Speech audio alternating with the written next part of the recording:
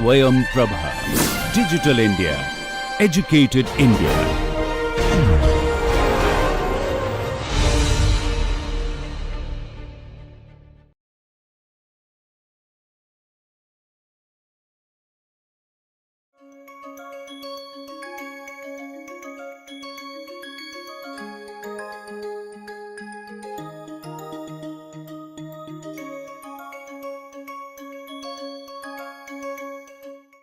We'll talk about like the normal low speed control motion control stages. Typically, like some kind of a application, so some small motion that you need in the lab, kind of a level to adjust some optics or some kind of uh, some like normal motion stages. I would say microscope, you are observing something and you need to move like under microscope some things. Okay, so see, those kind of motion stages, like you typically will have make use of a screw or rack and pinion kind of arrangements. Okay, so wherever you feel like there is back drivability possibility, then like you will go for the screw arrangement. Okay, and rack and pinion or those other kind of drive arrangements can be preferred where there is back drivability is not an issue. Okay, so we don't want system to be back drivable, then like you use screw, because screws typically when designed properly, the screw helix angle for some certain helix angles that are designed on the screws, they'll not be back drivable. Otherwise, I mean, you see that your car jack, for example. Okay, so you raise like you tighten the screw and the car is raised up. Now see if it has been, if the helix angle or that screw is not properly designed, then even if you tighten it, like after some time, like the system is going to kind of like get back driven by the weight of the car itself, and it will start rotating in the opposite direction, and you lose the purpose of the jack. Okay, so screw jacks would be designed to have non-back drivability kind of arrangement. So you drive and like the system stays there. It is not getting back driven by the weight of the car itself. Okay, that is a kind of a concept of back drivability here.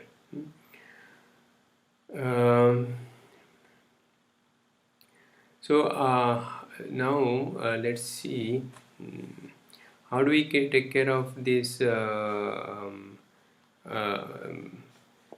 alignment or rather misalignment with the screw axis with the guide axis. Okay, so see, some part of this we have seen while doing like our CD-ROM example. We have seen the guide there. One rod is complete guide, another rod is not so like completely kind of guiding. Okay, so that is taking care of some kind of a misalignment of the two rods, guiding rods in the system. Now if you have a screw in addition, okay, so the screw axis will have some kind of a direction for the motion, and then with respect to guide axis, you need to make sure the screw axis is aligned, and guide also needs to have like two places it needs to be guided.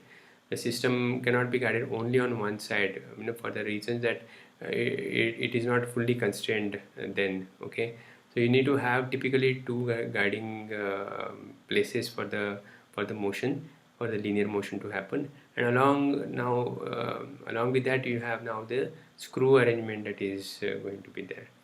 So how do you think like this system can be, what kind of arrangement can be done to take care of this issue? How this misalignment when you are driving with the screw is taken care of? Okay, so think about that, and we'll talk about that in a while now. And other issue that one can think is like how to get like low resolution over large range. Again here, when you are using some kind of a screw kind of a drive, to get low resolution, I mean extremely like your resolution, I mean the resolution should be high in actually low resolution is not a correct word to use here. Is a high resolution means like you need a very tight motion tolerances here. You want to kind of move maybe say 5 micron or 10 micron, okay, and you need to have that over the larger range. You want to kind of like maintain that kind of a high resolution. How do you get that? When the screw drive is there. So typically when you see the screw car jack kind of a stuff, those screws, would it be helpful in here? Okay, or any kind of screw you might have seen. Okay, screw and a nut arrangement, you imagine. Okay, you have a nut and screw arrangement, and like now you see how loosely the nut moves on the screw, and if you just hold the screw tight and move the nut in the axial direction, okay, then you'll find that there is some kind of a play that will happen. Okay, so you have a screw and a nut together, and then you just move it, and like you'll see that there is a play that can happen there. So under this scenario, like you will again need some kind of a backlash prevention. So this is like a backlash arrangement, right? You move in one direction and it touches one side of the screw threads, and in the other direction other side of the screw threads. But now we have this screw as a complete circular screw there, and the nut also is a complete circular nut there. So how can we think of the some of the ideas that we had with the CD-ROM screw? Okay, in the CD-ROM screw, you remember like you had these two stubs which were kind of pressing against the screw. Now we have say single nut. Okay, what we can do? So you might guess that, okay, look, you need to have some kind of a preload somewhere, like some kind of a the loading of the screw nut against the screw should happen somehow. Okay, so if that is happening, then like I'll have this application going good. Okay, and that's precisely is done. See, if you just use stubs here, stubs kind of a thing for the screw, then this may have a load bearing capacity will be reduced. Okay, the small stubs like may not be able to carry very large load if you want to drive really a good load when you move the screw typically. So imagine like in the again in the car jack, you cannot have stubs which are holding the screw there. I know that, so that kind of a weight of the car cannot be taken by just small some stubs which are up there. In fact, in there like your screw will have many more threads engaged at a time. Okay, rather than only single thread engaged at a time, single or two threads engaged at a time. Okay, so we want this total circular kind of a engagement to happen, but still we want to kind of do some kind of a preloading of the screw. So how do we do that? Okay, so let's see some actual motion kind of a stage systems. This is one of the motion stage systems from this company called Hallmark. Okay, so if you open up this, okay, so this is a screw. You can see this is like a you have a micrometer screw gauge kind of a screw there, and it is pushing this this stage, okay, on which you can mount whatever things that you want to move. And as I tighten this screw, like this this will push this stage, but then like this engagement here, the screw threads are in this piece. Okay, and then the stage is just guided in the linear fashion here by some bearings up here and here. So there are two side guides here for the screw. As we open up, we'll see these details, but the screw is in here. Okay, so screw is not attached to the stage. Okay, so that is how like one can say that, okay, the guides axis and the screw axis is made free. So this screw axis, screw is just touching up here. Okay, so you can open up and see here. Okay, so this is a screw here. The screw has no the threads are in this piece. Okay, and then this is a screw. Okay, and the screw has this small kind of a piece that is coming out and touching and pushing this this up, like upper stage. This is upper stage, and you can see these two little springs here. These springs are like tensioned, and they are attached to this bottom piece. Bottom piece is where here this screw is assembled on the bottom piece here. So when you tension these springs and attach it to the bottom piece, the there is a relative kind of a pull between this top and the bottom piece in this direction. Okay, and this screw is actually preventing that pull to happen. Okay, so as I tighten the screw, I'll push this more and more, and the pushing force is going to get increased because the springs are getting tensioned more and more. Okay, and as I loosen the screw, I mean push it, then the spring is moving the stage. Okay, the screw is just releasing the position of the head, screw head, relatively. Okay, so the screw head position is moved relatively, and then the stage gets pushed by the springs which are pre-tensioned here.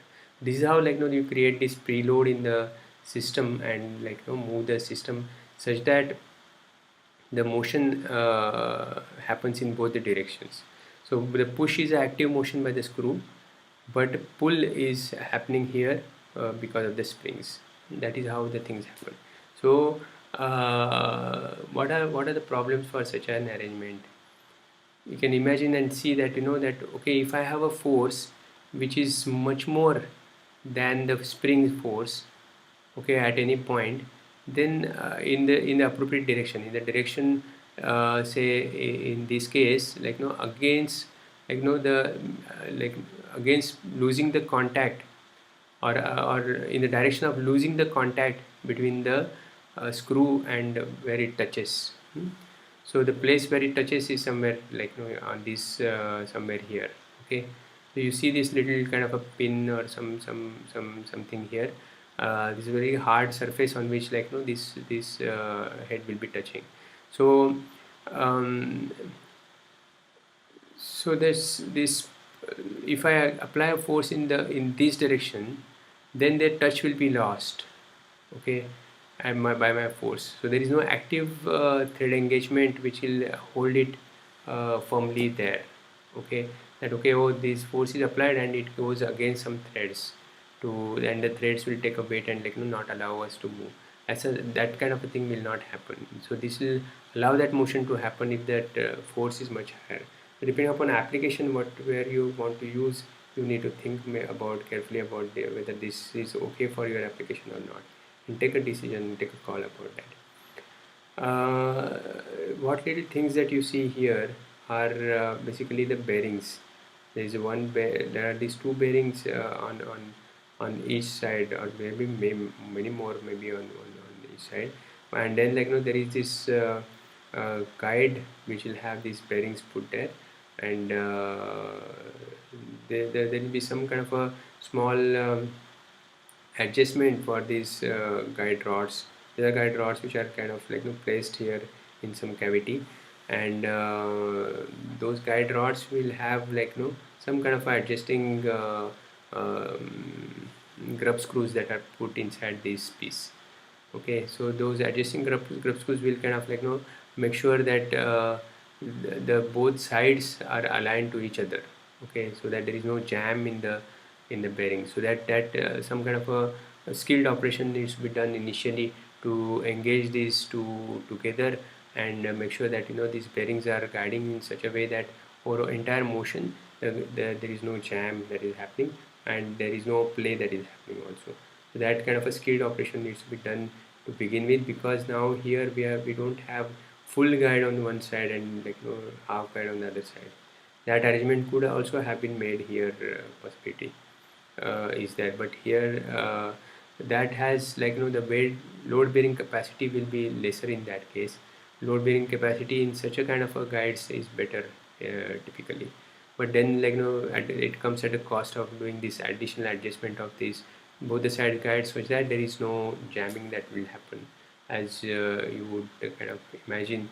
Otherwise, if these are not aligned properly, then there is a possibility of jamming that will happen for the stage. Okay, so this is like, typically the arrangement for mm, the motion stages. Now we want to kind of see, uh, so as you see here, like, as I move more and more, okay, the springs are getting stretched more and more. Then, like, the amount of force in the springs will increase as they stretch more and more. So which is not really desirable, right? I mean, then that means, like, I'm kind of restricted to a small range of motions with these kind of stages. I cannot move a very large motion because my spring is going to apply a very large force at one end, and, like, a relatively smaller force at the other end of the stage. And that's why, like, the force will vary along the length of the stage. So for that I'll need to do something. Okay, so think of what arrangement can we do to get rid of this issue. That, okay, large range, even if I move whatever large range I want to move, this problem will not bother me, but I still have, like, some arrangement for the misalignment of the axis of the screw and guide axis. Okay, so guide axis will be adjusted by these guides in some way, so the guide axis will be defined by the guides. And now in this case, if you see the screw axis, if it is, even if it is the guide axis is, like, tilted with respect to the screw axis, it's not going to create a major issue. Okay, because because there is a relative kind of a sidewise motion that will happen at this contact point. Okay, so contact point is so as I tighten, and, like, the guides suppose go in one kind of tilted direction, and then screw is going in other direction. But since there is no firm engagement of the screw, there is only, like, pushing contact there. The push can be kind of moved slightly on the surface of these things that is getting pushed. Okay, so there is a relative sidewise motion that can be possible between the surface that is getting pushed, the stage that is getting pushed, and the screw motion. So that is how, like, this misalignment problem is taken care of, and then backlash problem is taken care of by the spring. But what problem I invite by using this is, like, if I have to kind of if I want to go for larger range, the spring force will increase tremendously high, and I'll need more kind of a effort to move against the larger force of the spring. And typically, if I have a motor to drive this, then the motor will have will see these differential loads. Like, okay, depending upon the position of the stage, I'll have a load that I need to apply, because the friction will change at different points. So these are the kind of typically drawbacks. So nothing is free. If you want to take care of the backlash, you put some load, preload, then, like, the load on the motor is going to increase. More the preload, like, better kind of a system you may get, but that much more kind of a torque or friction torque that one has to overcome to drive my system. Okay, na? So these are the kind of issues that come up, and, like, this is the way things could be designed to get them working. So you can think, like, how do you achieve larger kind of designs, and if you have some kind of ideas thought, then, like, you can move on from there. Okay, you can pause again at this point, and then let's move on. So this is, like, an arrangement for the larger kind of a range positioning, without having now these two big kind of a springs there. So you see this in this arrangement again, like, this is opened up stage. What you observe here is this is a nut cage here. This is not like a single nut. I'll show you what is there inside in a minute, but this is some kind of arrangement here. So imagine that, okay, this had been only the nut. Okay, there is no some kind of arrangement. This is just like a nut here, and then the top there are 4 screws which are, like, attached to this stage that moves on the surface, and then there are these guide rod here and guide rail here. These are 2 guide rails here and here, and they'll have some kind of limit switches that they have put here for like knowing the limits of the thing, so that you can turn off the motor. So this is already motor mounted here. This is motor driven stuff. There is a, you can see here that there is a flexible coupling, and then all this arrangement is there. So when it is assembled, it looks like this. When it is opened, like the top stage is these bearings are opened, then like you get this kind of view. Okay, and then there is a screws. Typically the screws are with a very fine threads, so the fine threads mean they'll not be back drivable, and for a large motion of the rotation, you'll get very small motion of the screw, so that it will have a very high positioning accuracy can be possible. Okay, so for one step of the motor, you'll get a very tiny motion that is happening for the stage. Given that we don't have a backlash issues, and given that we don't have a misalignment issues. So see this axis of this screw and the guide axis, again there might be possibility that okay, they may get small misalignment, and then you'll see that the screw will get jammed in no time if there is no special arrangement that is done inside this. So think about what kind of arrangement can be there inside this to take care of these two problems. One is like a backlash, another is like a your misalignment of the guide axis and the screw axis. And if you open up further, you'll get this kind of a thing. Now so you see this is a part here, and then this is a part here opened up, like inside that this is a nut. Okay, so this is only the nut, and then this is some kind of a cage around the nut. Okay, so this cage has this typical construction, like okay, it's a C kind of a cage, and inside there is a hole here, and there is a hole on the other side, and nut is slided inside. And now you can imagine, so now you can imagine if this axis of the screw and axis of the guide has small misalignment or small tilt, okay, then the screw is going to move inside the cage, but the cage is attached to the top thing which is guided. So the cage is guided by these two side rails, which is attached to this this piece here, which is a stage motion stage, which is guided by these two side guides. So the axis of this is this cage is moving along one axis, and then this is moving along another axis, and then there is a relative motion that is created between these two, because this is just sliding inside this. Okay, so this is arrangement that is made to make sure that your misalignment of this axis is taken care of. And then you see small little kind of a holes here. Okay, these holes if you see carefully, I mean they are not there here, but you can imagine that these holes, one can put springs there. When you put springs in these holes here, they are pressed against this top.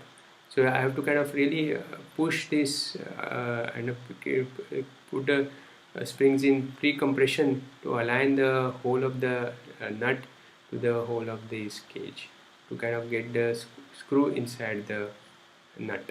Okay, so that will make sure that I have some kind of a preloading of the screw done. Okay, so nut with respect to screw is getting preloaded on the surface, and whether the nut is here or here or here or here, any position I put this cage, the spring load is not going to change, right? So this is how one takes care of solving the problem of misalignment also, and having now we have removed those big springs that were causing us the increase of the force. Okay, so this is how the things are done here. Or maybe it's a good point, we can pause here, and we have so these are more kind of pictures that you can see for this arrangement of the guide. So you can see that here there are 45-degree cuts made in the guides, and then the small little bearings that are actually the cylindrical rollers which are put inside this, to make sure that this is guided. And then there are some kind of adjustment screws that are provided at the back here for the alignment of both the guides to be done. Okay, so we can kind of pause here for the discussion, and then we'll move discuss a little thing more in the other class. But these are kind of a some salient features or summary of things that we have learned today. Okay, so for removing backlash, you do some kind of arrangement. For removing, maintaining the parallel axis motion with the misalignment problem is taken care of by some kind of arrangement. So one can do this kind of designs thinking and affect the design in such a way that you don't have to do a lot of drudgery in control domain. Okay, so these are all these kind of things are done to make sure that you have no pains in motion, actually having the motion, and also you'll have a little bit of ease in driving the systems in the electronics domain. And I would like you to think about, okay, now what is the cost that we are paying for putting these spring loading things in the on the electronics side. Okay, so think about that.